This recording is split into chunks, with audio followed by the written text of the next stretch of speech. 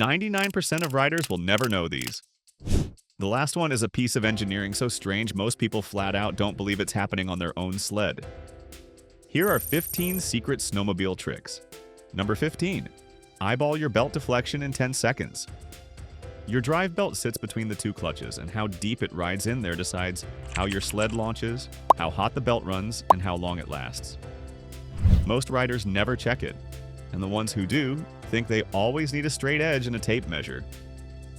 You don't, at least not for a rough check. With the engine off, look at how high the top cogs of the belt sit relative to the top edge of the secondary clutch sheaves. Learn what correctly adjusted looks like on your own sled, and if it suddenly sits noticeably lower or tighter than normal, that's your cue to measure it properly. Here's the honest part, because this is where people get it wrong.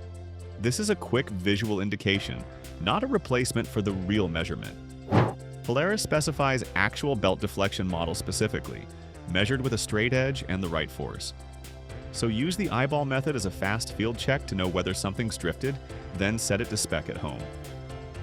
A belt runs on heat management, and deflection is the thing most riders get wrong.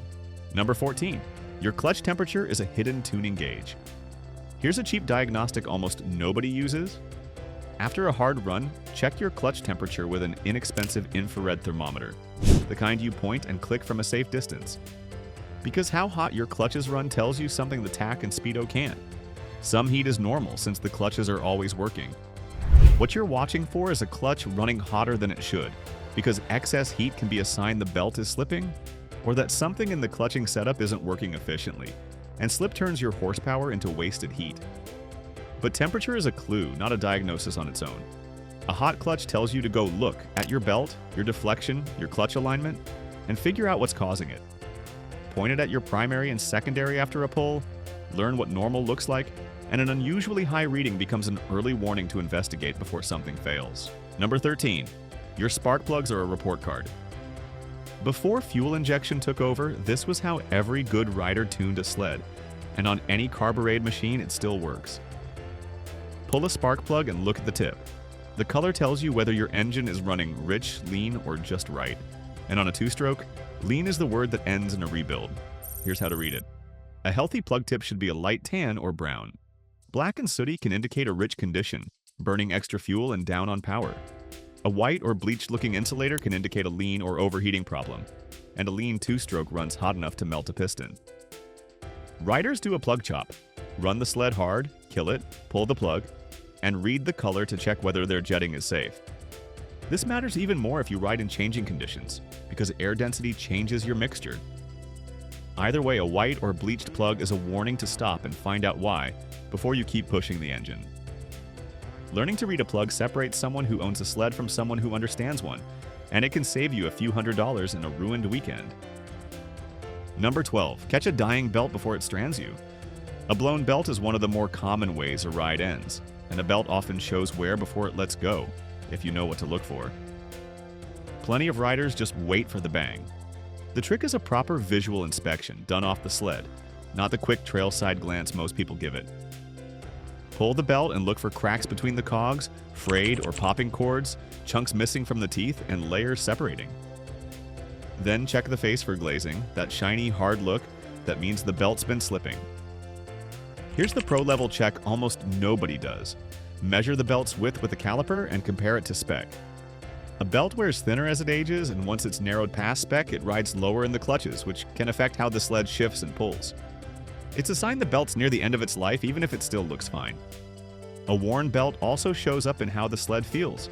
Soft off the line, down on top, RPM, or harsh on engagement. Catch this in your garage on your schedule, and you swap the belt when it suits you. Ignore it, and it lets go 20 miles out, in the cold, on the worst possible stretch of trail. Number 11. Get unstuck before you're truly stuck. We've covered what the machine tells you. These next two are about what your hands do in the moment. Start with getting unstuck because everybody gets stuck. And the trick nobody's first instinct reaches for is this. Back up. Here's the situation. You're pushing through deep snow or up a climb. You feel the sled losing momentum. And here's the first thing the 1% do that beginners don't. They act before they're fully stopped. On a hill, the smart move is to turn downhill while you still have momentum before you bog to a dead stop and bury the sled.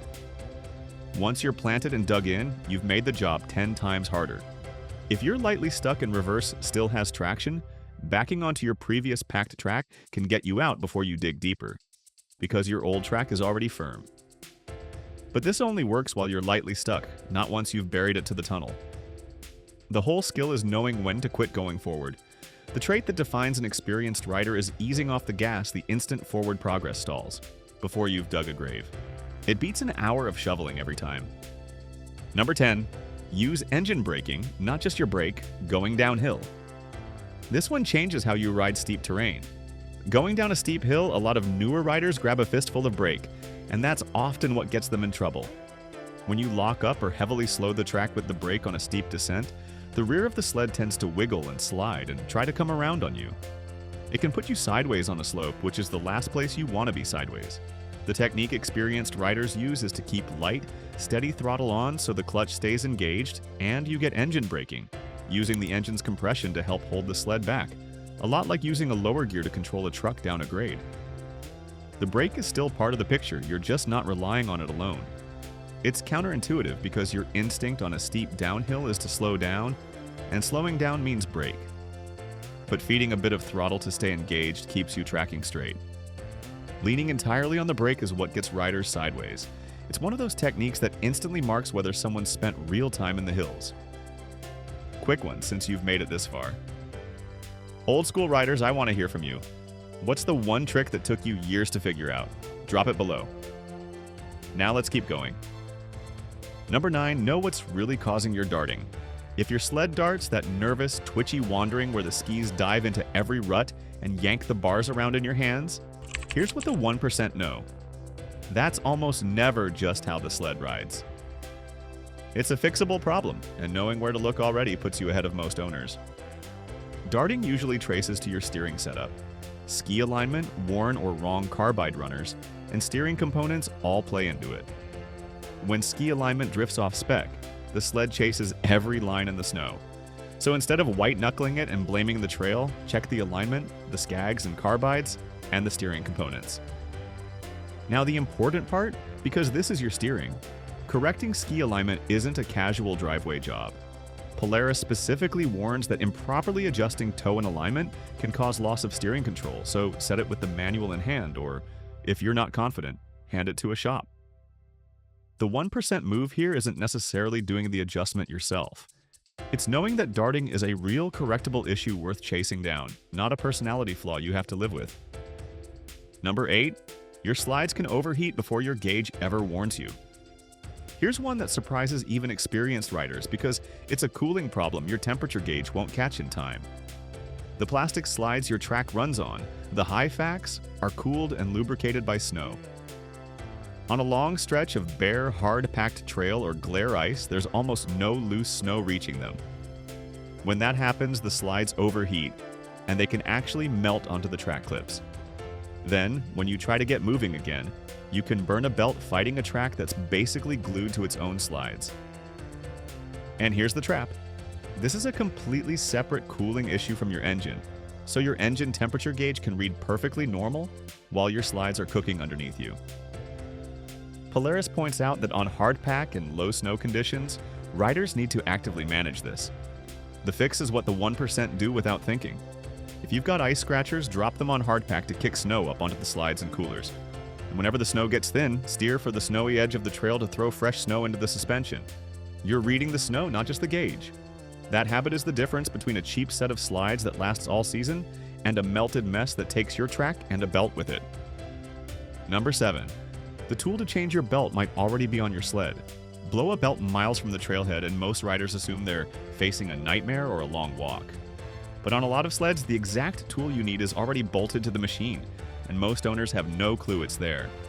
On many models, there's a clutch spreader tool, often an L-shaped wrench, stored right on the sled, sometimes clipped inside a side panel. It threads into the driven clutch, and when you turn it, it spreads the sheaves apart so you can walk the old belt off and the new one on. No shop, no dealer, just that wrench and a spare belt. And when you put the new belt on, make sure it's facing the right way. On many belts, you should be able to read the label when it's installed correctly because a belt run backwards won't perform right. Here's the move. Find that tool in your garage before the season and practice a belt change once. So when it happens for real, you do it in minutes, instead of wondering if that L-wrench is even a tool. The machine is quietly built to help you fix it on the trail. Most owners just never look. Number 6. Wash your brand new belt before you run it.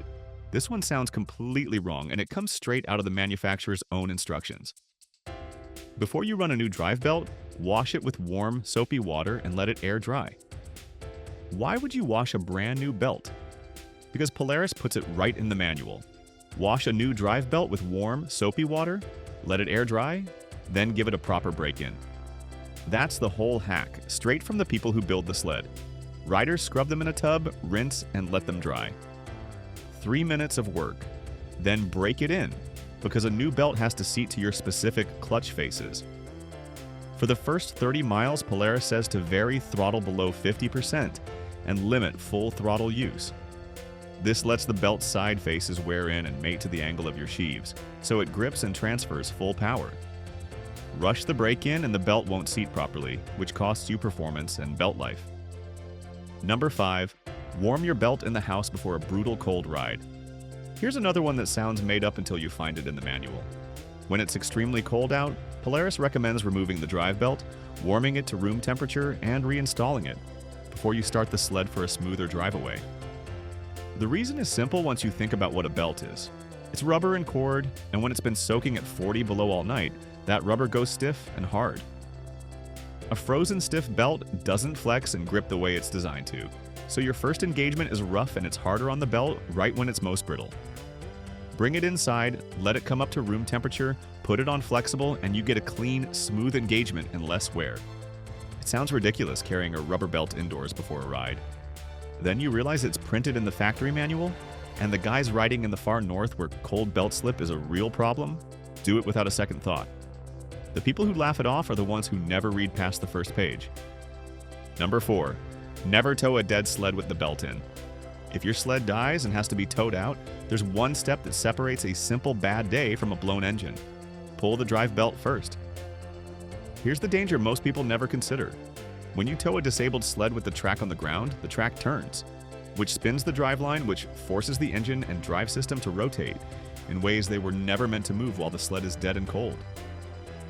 Polaris explicitly warns that towing a disabled sled with the belt installed can cause serious damage to the engine and drive system.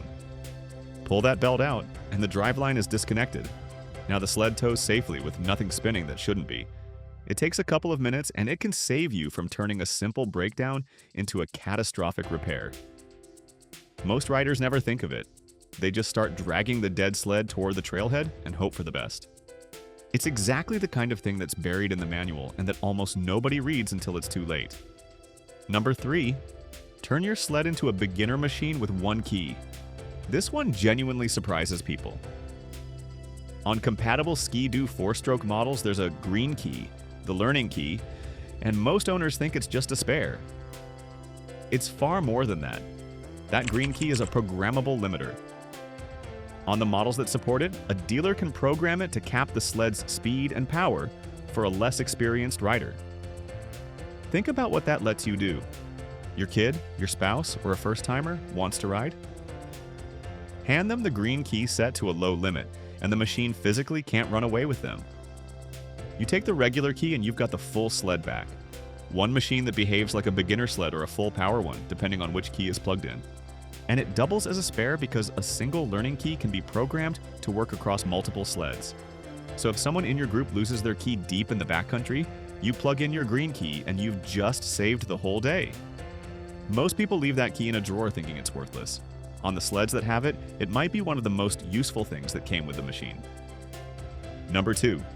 Never pull the belt right after backing up. Here's a warning straight out of the Polaris manual that almost nobody knows, and it sets up the strangest fact about your sled. On a lot of these machines, you should never remove the drive belt immediately after operating in reverse. The rule from the manual is specific. Don't remove the belt after running in reverse. You have to bring the sled forward, stop, and then rotate the driven clutch a quarter turn by hand to make sure it's set for forward engagement before you pull the belt. Skip that step and you risk damaging components during the belt change. It sounds like a strange, oddly specific rule until you understand what's actually happening inside your sled when you back up, which is trick number 1. Most riders who've owned a sled with reverse for years have no idea this warning exists. They'd yank the belt right after reversing off the trailer and never know they were risking damage. It's one of those tiny details that quietly separates someone who reads the manual from someone who finds out the hard way. Number 1. Your engine runs backwards to make you go backwards. Here's where it gets genuinely wild, and it explains that whole belt warning. On many modern 2-stroke sleds with electronic reverse, there is no separate reverse gear.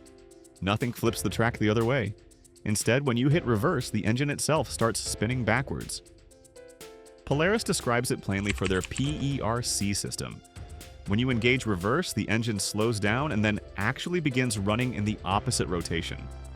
The whole engine reverses direction, and that reversed rotation is what drives the track backwards. It's a clever solution that delivers reverse without the weight and complexity of a mechanical reverse gear. No extra gears, no extra shafts, just the engine itself turning the other way. And now the number 2 warning makes total sense. After you've been in reverse, the driveline is sitting in that reversed state, which is exactly why the manual makes you roll forward and reset the driven clutch before pulling the belt.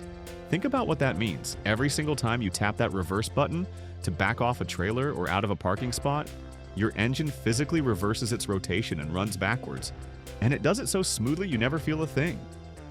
It's one of the cleverest pieces of engineering in the entire sport, hiding behind the most boring button on your console. Most riders press it 1,000 times and never once know their engine just ran backwards to get them there. Now you do. That's 15. Tell me which one you'd never heard of and which trick I missed that every rider should know. Drop it below.